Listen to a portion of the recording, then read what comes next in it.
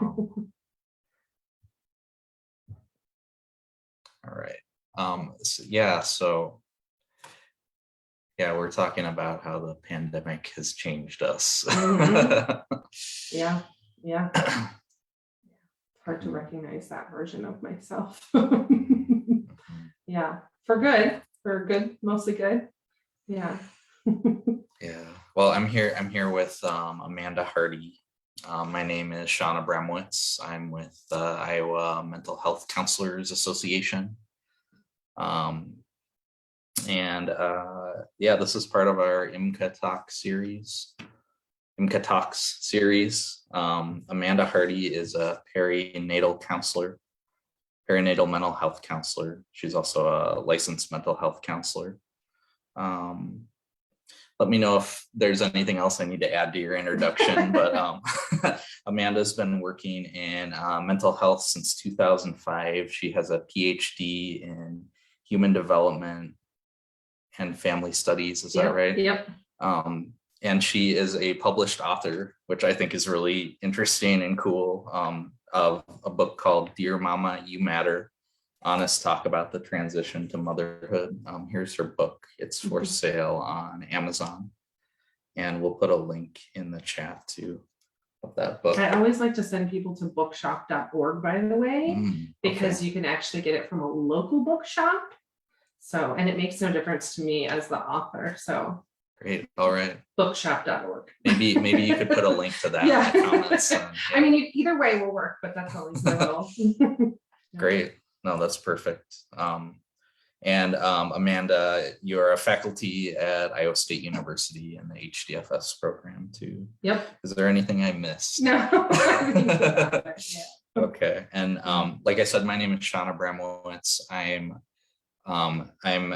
the student board member on the Iowa Mental Health Counselors Association board. Before we get going more with Amanda, I just want to put in a few plugs for IMHCA. So our conference is coming up in 1 week, our annual conference. I'm not sure if you knew about that or not, Amanda, but it's May 20th to 22nd, and registration is still open. We'd love to see you there. So you can go to our website, and that's where you can register. So yeah. I feel like we should tell them that we are actually in the same room. Yeah. And because I'm noticing that like our eyes are going between our computer cameras and each other. So that was something that I forgot. So we're broadcasting live from Sacred Health, which is a collaborative space here in Des Moines for, I want to make sure I get the wording on this right, for holistic health, and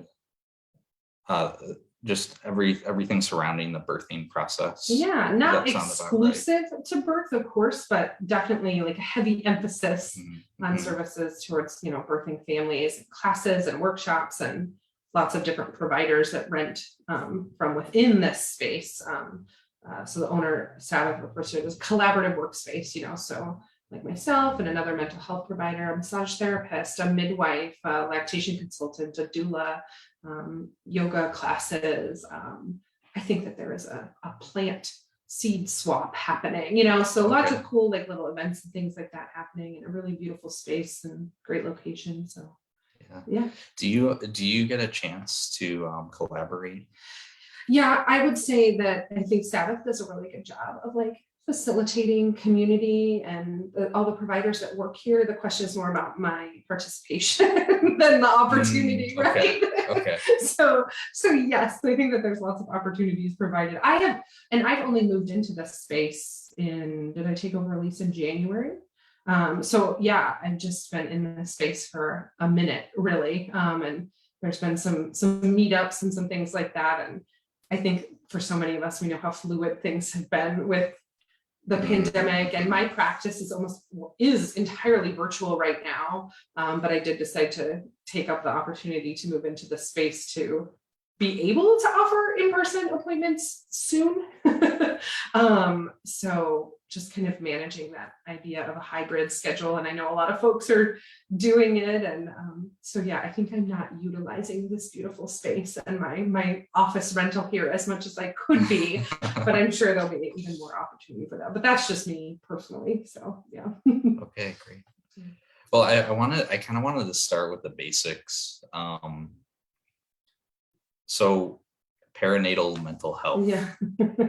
Can you just explain like kind of high level overview of what that is, what that means, all the facets of that? Yeah. So perinatal refers to like the period surrounding birth. So, pregnancy, I mean, even conception really. So pregnancy and then birth, and usually about a year after is kind of the general consensus on what perinatal is capturing. And so most people would think about this as, what we used to just kind of call postpartum depression. And now obviously we're learning so much more that we realize you can recognize those signs and symptoms, and you can really have perinatal depression. So meaning like even still while you're pregnant, not just after birth. So we're looking at that obviously even sooner, and really good outcomes when we intervene even sooner, no surprise. So yeah, that's really what perinatal looks at. And now we really, the phrasing in the scientific literature and in the mental health communities is perinatal mood and anxiety disorders, instead of just like postpartum depression that captures that whole group. Okay. Yeah. So it's expanded, and I get the sense from talking to you a little bit, and also looking at your website, that this is kind of a newer conception of the, like, maybe it's been going on for a while, but it hasn't been named, and you kind of broke into it as when it still was being formed, or wasn't fully baked or fully formed.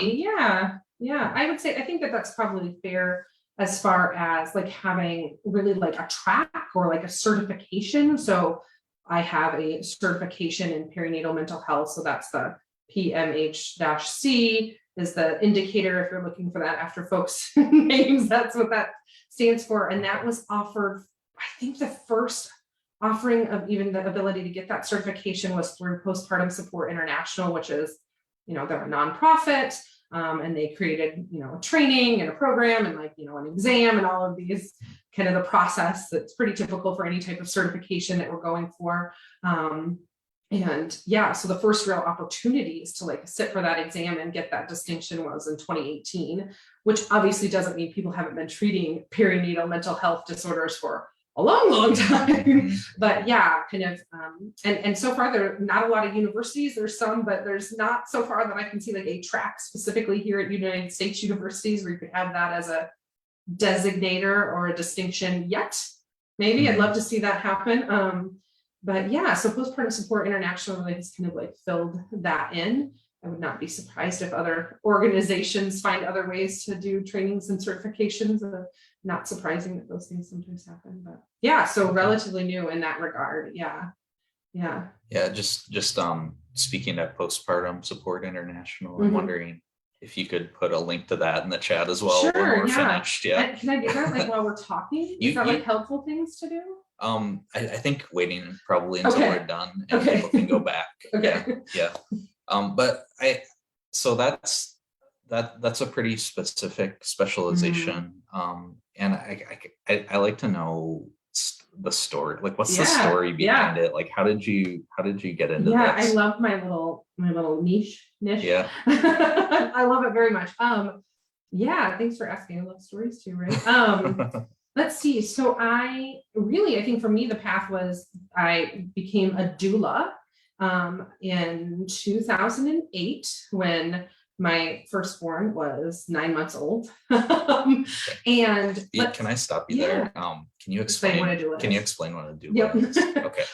So a doula is a professional labor support person. So they are trained in supporting birthing families before, during, and after the birth, offering informational resources, emotional, physical support, during that birth, after, some obviously knowledge and breastfeeding, and kind of just transition to parenthood as well. So really focus on the birth, though, a birth doula would be, which is what I was. So we would attend births with you as your support person. Yeah. And so I didn't know what a doula was when I gave birth in January of 2008.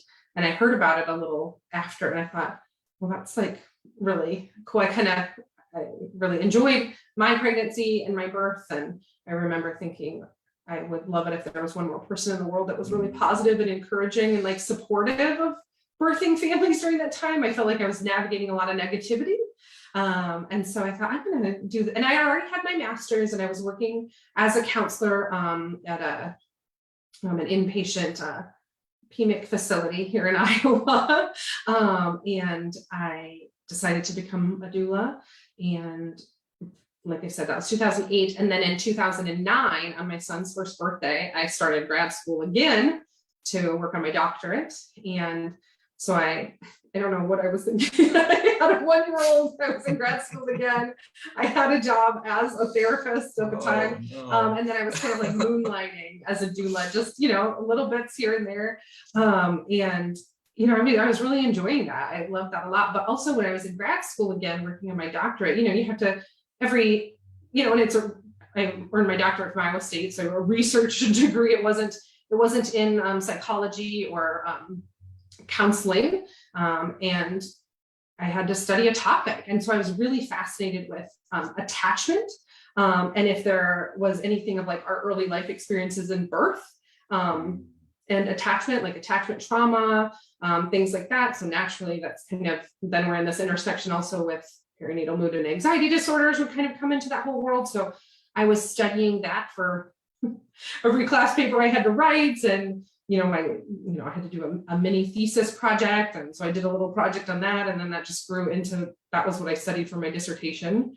The history of birth in America. It was a feminist ethnography, basically asking the question, like, how did we get here to be having this maternity care crisis? And what does it mean for moms and families and even like our broader social systems to be in this crisis and experiencing this crisis? So during that time, I also was a childbirth educator, did my certification in that too. So I was kind of like, here I was like attending births as a doula. I had given birth myself, and by the time I defended my dissertation, I was pregnant with my second child. So I'm in this birth world in a lot of different angles. I'm also studying it as a researcher, things like that. And I think especially that role as a doula, I realized how much I could be with people, and I think I helped them on their journeys, but people still needed so much after too. And I think that then I was like, well, I have this skill set, like I have this training as a therapist. And, I decided to start meeting with families and offering kind of postpartum therapy, focusing on that. Before we even had a PMHC here in Iowa, it was kind of, so that was my journey. So you kind of built it as you went. And then, I'm just teaching faculty at Iowa State, and I've been there since I defended my dissertation in 2011. And so my therapy practice and being a doula and all of those things was very much kind of my side hustle, if you will. Those were to the periphery. And, really over the last 5 years, it's just grown and grown and grown. And I just, like I say, I love this work that I'm doing. I just absolutely love working with families during this time of transition. And, now my practice is full, and I'm actually leaving Iowa State. So yeah.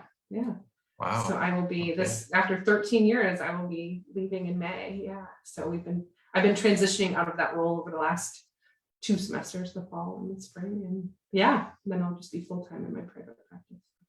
All right. Yeah, there's my full story. That's exciting.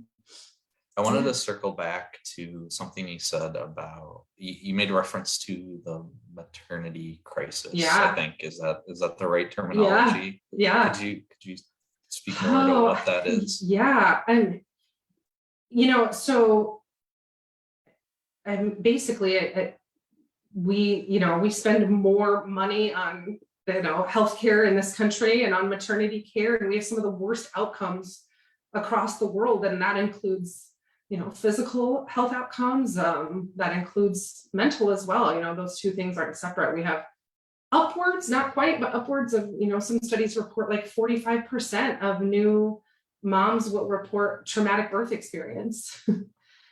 That's a big number, and some of my research has shown, and work with other colleagues has shown, that like that's not the procedures that happen to you or don't. That's how you feel like you are treated and interacted with in these systems. And I think we have a lot of like kind of dehumanizing experiences, which are really tough when we're going through such like deeply personal things. And so not to mention, like I say, some of our outcomes as far as the physical health outcomes, which are often measured when we're looking at maternity care, but we really, obviously, that's closely connected to mental health outcomes as well in this kind of holistic picture. We do not look good. It does not look good. And this is even more so for communities of color and, marginalized groups that, they're experiencing lack of access to service. And, obviously we have systemic racism shows up in these systems too, which, affects outcomes. So it's a big deal. Yeah. What, apart from systemic racism and things that affect the marginalized populations already, what are some of the dehumanizing things that happen during birth? I would say probably pregnancy? I think the biggest like experience that I hear reported, and like I said, this is back from my own dissertation research and still today in my practice, is a lot of this, like I do not feel like I am in control of my own decisions. So kind of a lack of autonomy, feeling like, you are not in charge of your body and the decisions that happen to you and the way that information is even communicated. A lot of language that would say, like I wasn't allowed to, or, feeling like something wasn't communicated, or that there were other maybe options available that weren't discussed, kind of informed consent procedures. I think that would be probably a overview of like one of the most common things. Is that like in the medical system then is kind of what you're referring to? Yeah, definitely. Okay. Yeah. I mean, obviously I could go a whole dissertation about that topic. Sure. Yeah. I'm trying to think of other statements that are really like kind of representative of that crisis, but yeah. I mean, I think that the biggest thing is that people will talk about feeling like they were not heard, they didn't have a voice, right? I was powerless. Those are big, obviously, words that we would also associate with trauma experiences, of course, right? Yeah. So you bring up traumatic birth is I saw that over and over again when I was traumatic birth experience. I'm wondering if you can speak to the different types of traumatic birth experiences that people could have, and as a counselor, what do you do to address that? Yeah, I think one of the things that's so important, and I would like to hope, but I think it's important to reiterate to counselors, is that it is not necessarily what happened to you, right? But like how you experience that, right? Like trauma is the result of feeling that you lack the resources to overcome some obstacle that you are facing.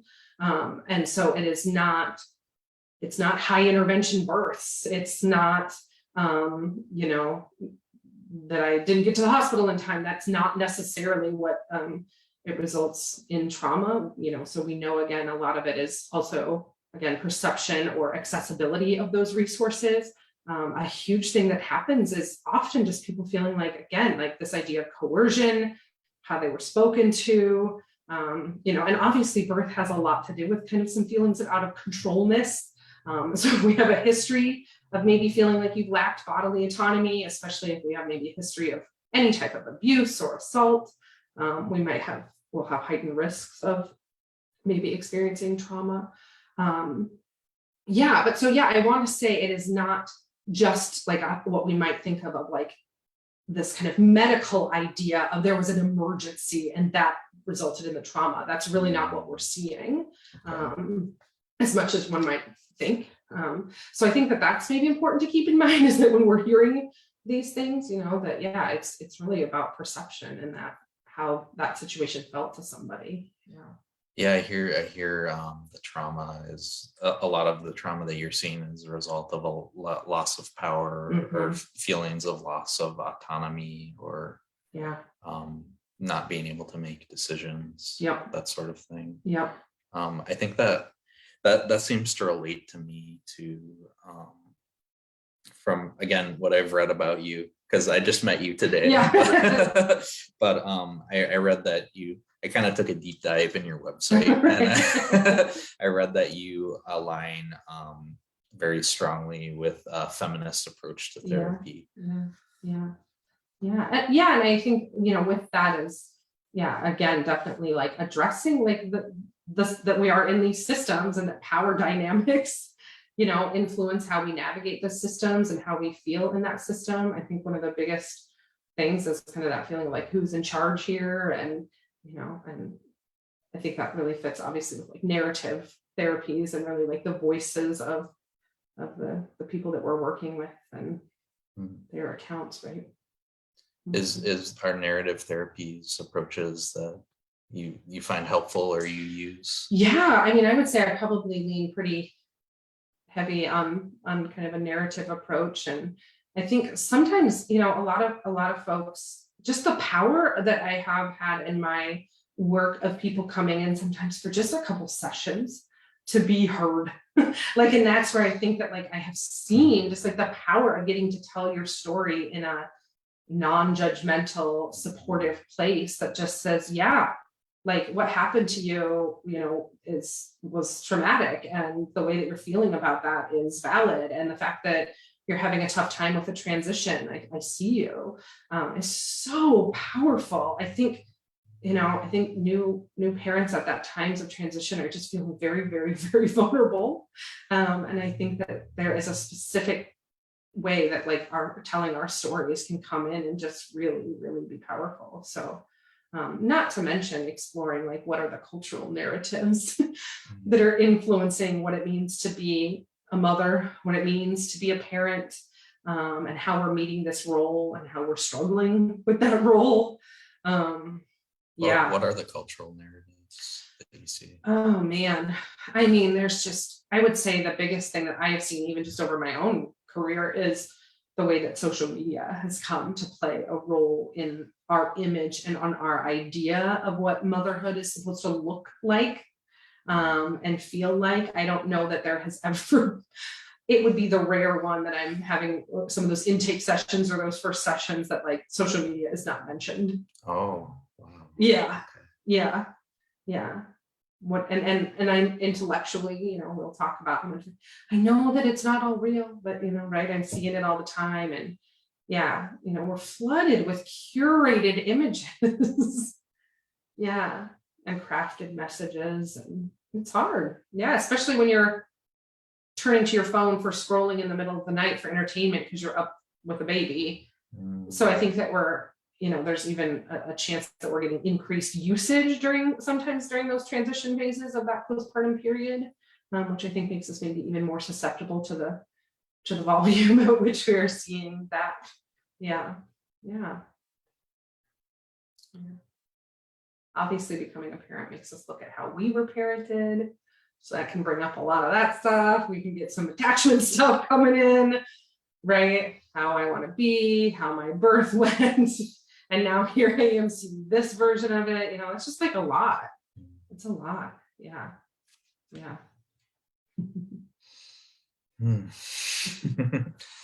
it seems like everything, it just kind of sprawls in any direction it's going to go, right? Yeah. It's a tough time. Yeah. Can be. Yeah. Are there so you talked about the surrounding pregnancy is perinatal counseling, so before, during, after. What are the different issues that come up that are contrasts, like on kind both of depending sides? on when you're meeting someone?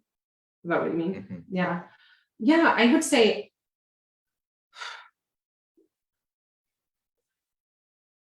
a lot of folks that are pregnant, not exclusively, but a lot of folks that are pregnant are maybe pregnant for a second or like subsequent time. And so they're coming in because they're like, oh, maybe that birth was traumatic. And oh, here I am in it again. And I really need to kind of process some of that and deal with some of those feelings in preparation for a birth. So definitely we'll see a lot of that. And I mean, this is fair to say too, that, you know, our rates of, we have higher rates of depression in the prevalence because that's where our research is really focused. And as we know, because postpartum depression, right? And we really don't even screen for anxiety. We now have new screening tools, really more recently, that are really screening for anxiety too. I would not be surprised to see the prevalence rates of anxiety surpass depression. I really think that we've probably been like missing that in a lot of ways, and really dismissing that in a lot of ways. So I see probably a lot more like anxiety in pregnancy than maybe than depression. Is that kind of what you're asking? Like what? In what ways do you see anxiety being dismissed? Oh, right. Like you're a new mom. Of course, you're just worried. And like, just again, kind of like that cultural messaging around like, well, it's normal to worry, you know, not to mention, I think people keep those worries to themselves sometimes too, for fear of shame. And again, these messages that we maybe tell ourselves or have internalized about what's the idea of like being a bad mom or a good mom. And so I think sometimes we're not even naming the things that we're really feeling and maybe connecting with others, or even being told like, wow, you're really suffering. You know, that's a lot more than what would just be a normal worry and concern or like adaptive. Yeah. So I think that it can sometimes be dismissed as everybody just worries. Yeah. But we're talking about somebody that might be struggling with, you know, postpartum OCD, right? Yeah. So that's what I mean.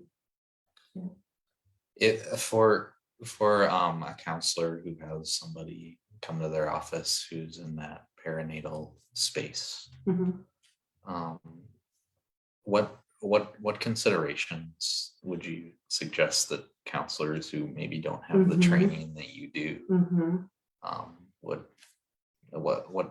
what should we be thinking?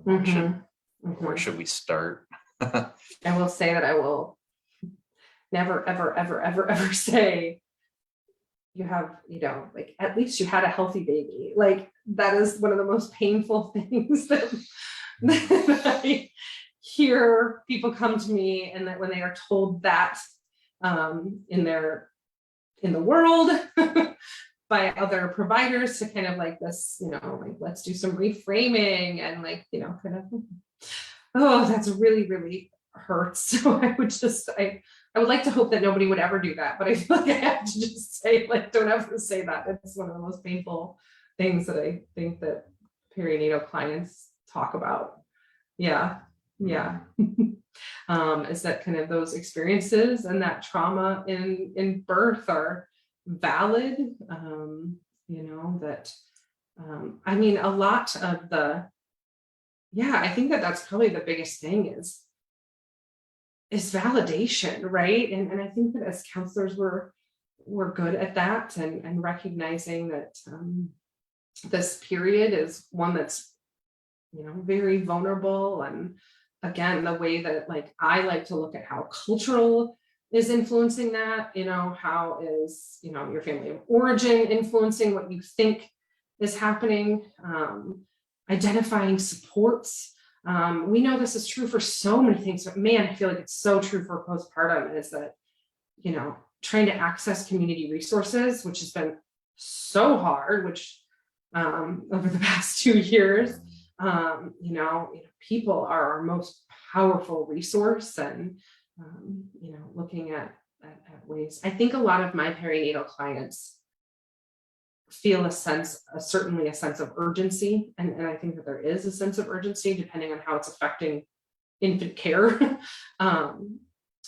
to kind of get some interventions and some results like quickly, to kind of feel better quickly, right? You know, and so I think that there's definitely like a more of like a solution focus, like I think I give more maybe directives than I might if I was working with a different population, where we're really wanting, like, I want to see something feel different because it's affecting how I am with my baby, Yeah, they're not going to be a baby forever. Right?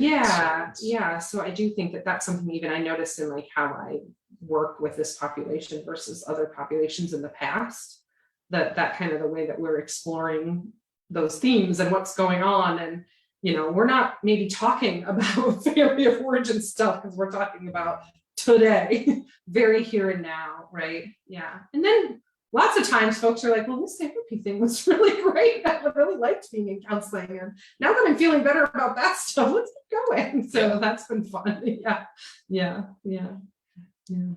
So with that kind of immediacy and those directives, can you give some examples of what that might look like?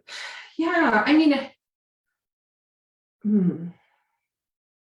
well, and I wanted to say this too. I think one of the number one interventions, and this is what I think makes the perinatal period also like very unique, is the effect of sleep, right? And we know that sleep is connected to an increased risk for a mental health disorder and episodes, and clearly here we have a population that is struggling with sleep, and so I would say like that's one maybe key intervention where there might be times where like, okay, what's your support system and what are we doing? And yep, we're going to need to ask grandma, like, can grandma come and stay for the weekend? And definitely that's really this like kind of the learning to ask for help journey, which is it's a thing for us humans. But yeah, when we're dealing with something that's a little more maybe immediate, where I might be like, yep, and we're gonna ask for help, and we're gonna put those plans in place very firmly, or maybe I'm being a little more, like I say, I think maybe directive about that in some cases. Of course, not all, but I think like that might be an example where we're looking at doing something. I mean, I suppose it's not unlike when we're doing safety planning for other situations, but yeah, that might be an example where I'm that sense of urgency. Yeah, I think that speaks to something you mentioned earlier, was community supports. Are there other examples of community supports that are relevant to this? Yeah, and I would say this is such a hard one, because what I hear in my clients and what I see in the research is it takes a village. And every single one of us counselors and every single one of us will say, absolutely, right? People, and you're shaking your head when I'm saying people are our most powerful intervention, right? Like, absolutely. And then the moms are going, where's my village? And it like hurts me to say that, like, where's the village? And then you throw in what we've been going through for the last 2 years. Oh, yeah. And so I think that is hard, how much that there is, I would say, kind of a collective trauma in our culture around lack of community.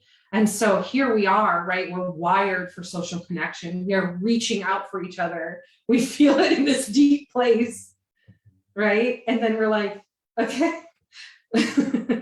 Yeah, so I think like, being aware of what things there are. And a lot of times, again, there's that working with folks around like, okay, but what do we have, and how are we going to call that one friend to try to connect, and especially like, hey, digital connecting and texting with somebody, and use that Marco Polo app because you feel like you're having a real conversation with a friend. These lifelines that we can throw out in the absence of the village. So kind of like that type of like creative problem solving. But yeah, working through a lot of like the social awkward that is, connecting with people and making friends. And again, all of this is thrown in this context of the pandemic.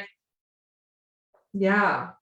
I like to talk about making friends as an adult, but what I'll say mom friends is, it's just like dating. I mean, it's that awkward. And, but if the outcome was, well, I wanted to find a partner someday, then you did the awkward thing and you went on the dates. And it's that same thing of like, I know even in the book, I talk about the story of somebody saying, I was hanging out by the diaper bags and I really wanted to like ask that mom for her phone number. And I'm like, same thing, right? Like same social awkwardness. And I think even connecting to those stories where people can be like, okay, yeah, all right, this is just what this is going to be. And it doesn't mean that that's not hard, but trying to, again, be maybe a little more practical and a little more like the necessity, if you will, on like, let's really make some of those connections. Yeah, but maybe I see a little more in this population than another, maybe. That makes me think of where we are right now in this space at Sacred Health. Yeah. It seems like this space it isn't just one thing, it's a lot of different resources, a lot of different community building resources. Yeah. I mean, I really think, again, I can't speak to that beyond my understanding of what the owner is trying to create here, but it's really that space to connect with and meet other people, and those are valuable resources. Again, I can't tell you how many people, again, pre-pandemic, like met their best mom friends at the music class or the mommy and me yoga or the little swim classes, and not having those, has been hard, and again, a lot of the population that I work with, right, their vaccination status and ability to get out in the community and what we're doing, and can little ones even get, it's been really a very, very, very hard space to navigate, finding that village that I believe was quite absent to begin with in our modern culture. And then you throw in this, and it's just been very, very painful. We have a hurting group. Yeah, I think, I mean, at least from my experience, because I'm a dad, that's when you need that social support the most in your life. And it's also can be one of the most isolating times of your life. Yeah, absolutely. Yeah. But I did want to ask you, because we were talking earlier about, you've talked a lot about the experience of women and moms, but you also are interested in the experience of men surrounding all of this. I mean, talk about like a forgotten group, a dismissed group, right? It's like, I mean, fathers, adoptive parents, non-birthing parents can all experience a perinatal mood or anxiety disorder. So I suppose, again, to the community to speak to that, like, absolutely, you can see these disorders in other populations as well. So it is not unique to mothers alone. And again, some groups that we can really be missing. I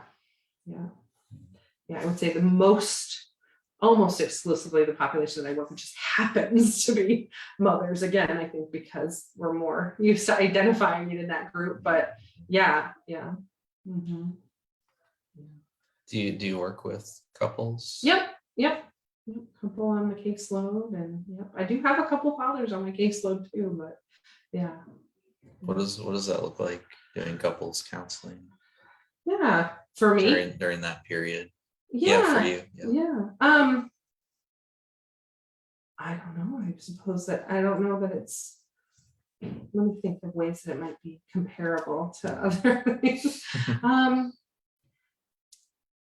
mean, again, I think that focusing on, just like anytime, like what are the couple's goals, but I suppose if anything, like maybe the psychoeducation about like it's normal to feel like that satisfaction in marriage dips during these years, and I know that like you're feeling that, but like it's normal, and yes, it does come back up. And I talk a lot about like how do we, right? I think the things that we talk about in any couples counseling are like, how do we connect with each other and other points of connection, and definitely I would say trying to help like identify and understanding.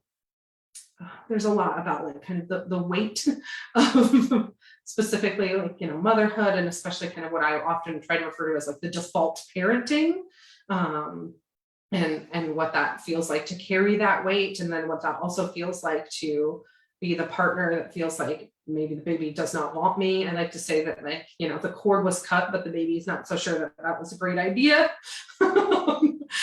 What that's like to be like, I'm the only one that seems to be able to meet this baby's needs. And I really want to be able to hand the baby off to you, and you want to see the baby and help me, but the baby's like, no, but being able to like have that conversation as a couple and like understand, and like, oh, we're on the same team and we have the same goals, and like, I see you, and how can we even, I say there are times around like, how do we connect around commiserating, like, this is hard, yeah, rather than something that sometimes can feel more competitive. Well, I could figure it out and you can figure it out, and but how do we look at this as a point of just being like, we are just in the same storm and it's really hard, and like, how can that be a point of connection rather than contention? So sometimes I think some things like that come up more than maybe in other times. Yeah. Yeah, lots of education, I would say, specifically around like that fourth trimester, that period after birth, where things are pretty foggy, pretty challenging. Yeah. Foggy is a good word. Yeah. And I like to say that like how dense that, everybody feels that fog. I would say that is universal, how dense that fog is, right? And how long that fog lasts. That's what I would say varies, depending on a lot of different factors. Yeah, but everybody feels that fog. Yeah. Right.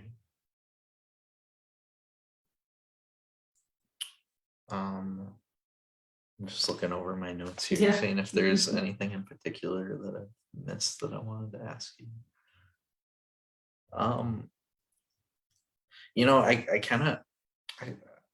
I found something on your website that is not, again, I took a deep dive, but it's Where not. Are we going, Sean? It's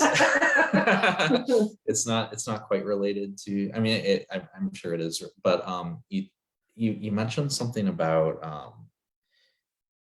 wrote it down. Nature as therapy. Oh, I love this topic. Biophilia. Yes. Yes, I love this topic. Okay. Yeah. Go. I know. Yeah. I don't know that I can make that beautifully related, right? But gosh, yes, I am such a big fan of those tools, and just like, well, and I will say, one of my other favorite interventions is like, yeah, how can we get out of the house and walk around the block?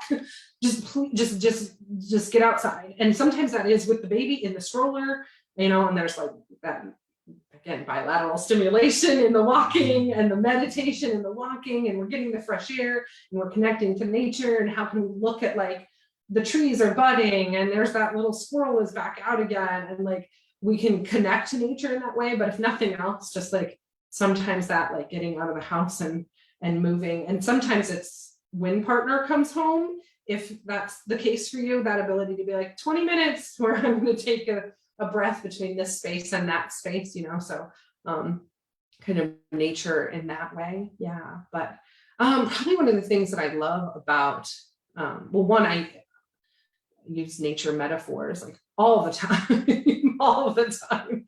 Anybody that has ever like worked with me, like my whole book is filled with a lot of like kind of boats and ocean metaphors. This feeling of being adrift, this feeling of coming unmoored. I use a lot of like sailing the boat. And again, we're like on the same team. That doesn't mean you both are the captain, right? Like, or at the helm rather. So I use those metaphors a lot, as I think a lot of us do. But yeah, this idea of when we are out in nature, right? And my best example of this is like, if you're in a space and you've ever seen like a really like dark night sky, and like those stars and that ability, when we have that sense of awe and wonder, and it makes us quite literally feel small, but that also makes us realize, one, we are connected to something so much bigger, right? We are a part of this ecosystem. And there again is this sense of community and connection, right? Something bigger than myself, even when I'm feeling very isolated. How can I find myself that I exist as part of this world and I am a part of this space? But also that can help us when we feel smaller, that also like the worries of our day are less, right? So it can also help our problems shrink or feel smaller when we are in those spaces. And I just think that is so powerful. Yeah, but I mean, just the studies about, again, like walking on a tree-lined street can reduce, blood pressure, and it can reduce, your heart rate, and increase your vitals, which, how simple is that, right? Even like caring for a houseplant, like if you feel like you really can't get outside in that capacity, or you don't live in that way, how can we bring nature in to feel that sense of connection? Simple ways like that, as well. It doesn't have to be big. You don't have to go to the Dark Sky Park and sit in Glacier National Park and look at the mountains, though that's lovely, but just knowing that, what's the famous study? Gosh, I can't remember the author of that study or what year, but I want to say it was the 90s, but it might have even been the 80s, that the hospitals, the patients that had had like a minor surgery and were going to be staying for a couple days or whatever, and the rooms that had window views of the garden versus the rooms that had brick building views, the ones that had the garden view got better faster. Like, just like the simple like visualization of nature can improve health outcomes. So things like that are just so fascinating for me, and it feels like such an accessible treatment. Like I say, in a house plant, yeah. And again, I love that metaphor too. Actually, in my office, we're not in my room, my office space right now, but I have, for lighting purposes, but I have a little thing that hangs on my wall that's little kind of test tubes. And it's a propagation station. So all these plants from my own home that like I'm propagating. And so anybody can take one if they like the metaphor, if they connect with that, but also like even something as simple as the way that like all different plants grow in different ways. They need different light, they need different resources, like just the diversity of flora and fauna, is just amazing. And I think that that's a cool space to help people connect. And yeah, I love that tool. Yeah. And I would love it if like my clients were like, yes, she does all the time. One time during the pandemic, I delivered a plant to a client's house with permission. I said, we were talking about it so much, and I talked about the propagation. She's like, oh, I think I need to get a plant. And I said, would you take one from me? Would you let me bring it to you? And so I put it on her doorstep. So I know, yeah, I love it. I love it. Yeah. Gosh. Yeah. But yeah, there's so many ways. Like I don't know, the challenges that we have to face in nature, right? Like if we are, when we're walking our paths in life, and what do we stumble on? And, like, yeah, you fell down, you tripped over that rock, like rest for a minute. Let's rest and reassess the situation and then get back up. Yeah. I'm glad you asked that question. I love that topic too. it's something that's in my heart love too, it, for sure. yeah. So yeah. I feel like just the birthing process too, and like nursing and all of that is such a that's such a biological thing that can be a connection with nature too. Yeah, absolutely. Yeah. And I'm actually really glad you said that. That's kind of cueing me to come back to something you asked about for like other therapists. Hitting on breastfeeding is such a good topic because there's another one around. If a mom had planned to breastfeed and for whatever reason is not able and does not go on to breastfeed, high risk for PMS.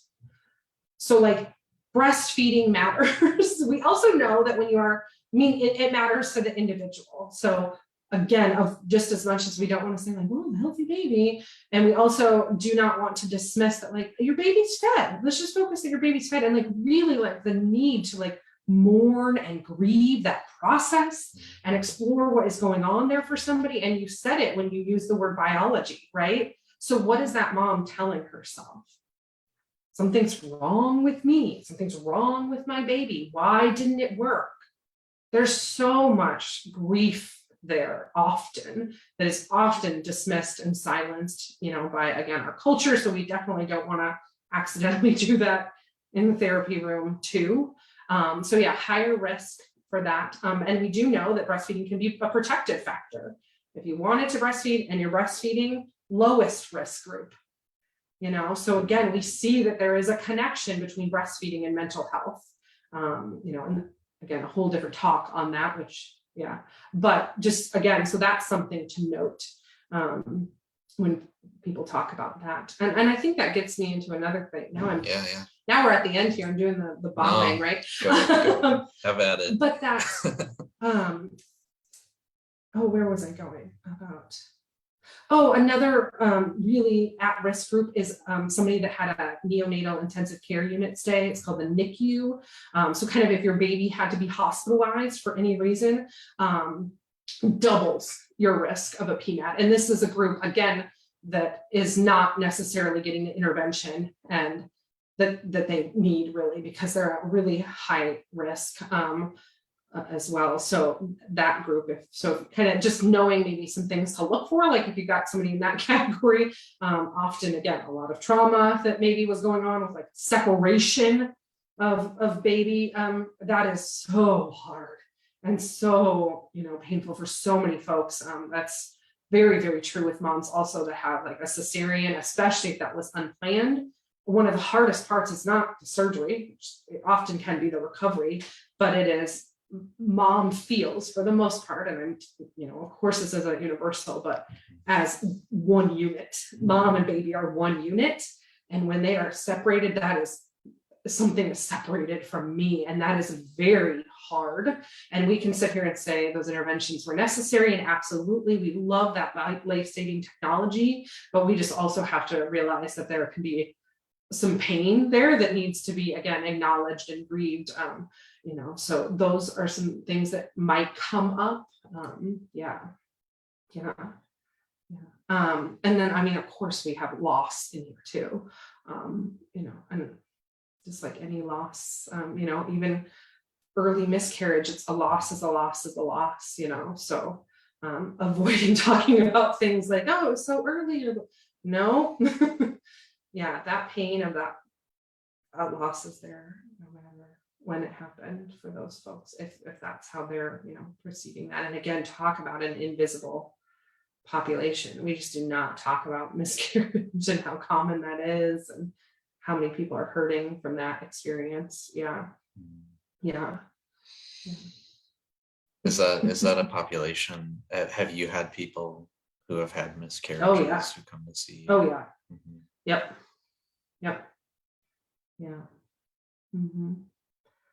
And I think maybe kind of that final thing too that I think comes in a lot to my work is really grief, and how much I talk about it right in the book and things about mourning the loss of the pre-parenthood you. And I think that a lot of folks, and I don't know, like you said, you're a parent, so maybe you're nodding your head here, this idea of like, I'm me, and then there's this like carved out kind of section of my life where like the baby would just fit into this section. And then I would be a parent too, just like a new role that I put on. Not true, right? Just inherently not true, but so many of us, most of us go and be like, it's fine, I have a nursery, we're fine. Not realizing like just the impact when more it's like the baby comes in is like, right? And there's all those pieces of you and how do they come back together, and right, and it's still you, but man, it is often a reimagined, reinvented, evolved version of you, and that process can be hard. And I think that there's a lot of grief in that process, and I think being able to like name and acknowledge that, like, you can be so happy and in love with your baby and so glad they're here, and also really mourning the convenience of just being like, I'm just going to go out and grab some stuff and I'll be back. You can have both, and really, I think allowing that space for parents to be like, oh, okay, I get to be able to say that I really miss that version of me and I'm really sad about that. And I still really love my baby. Yes, we can do that here. We can do that here. I think that's really powerful. Yeah. That's a good insight. Yeah. That one hits home for me. Good. Yeah. Right. Yeah.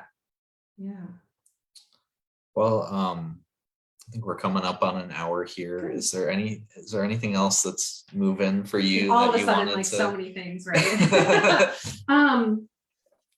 Yeah, I don't know. I think maybe on that last note, that this piece here of this transition, I really want to offer up the word matrescence. For those who have maybe not heard that word and don't live in my world that much, but that word is used, it's maternal adolescence, so matrescence. And again, language is so powerful, right? And it shapes how we think and how we understand things, but it is really used to define like this transition. And so just like through adolescence, we had expectations around change and growth, and that you wouldn't be the same you on the other side of that. And again, that's a time period, not an event. And I like to say, we would never look at as an 18-year-old and look back and go, when are you going to get back to being your 13-year-old self? Absolutely not. That idea is absurd. But we say that to parents all the time. When are you getting back? When are you getting back? And I think that we really do a disservice when we kind of think and talk like that.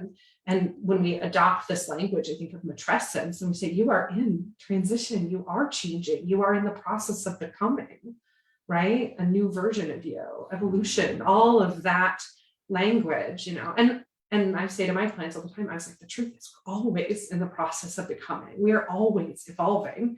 Sometimes that's just really bold, like adolescence, or like this transition and this matrescence phase. But I think that's helpful, right? Language is helpful. So just a little bit about that too.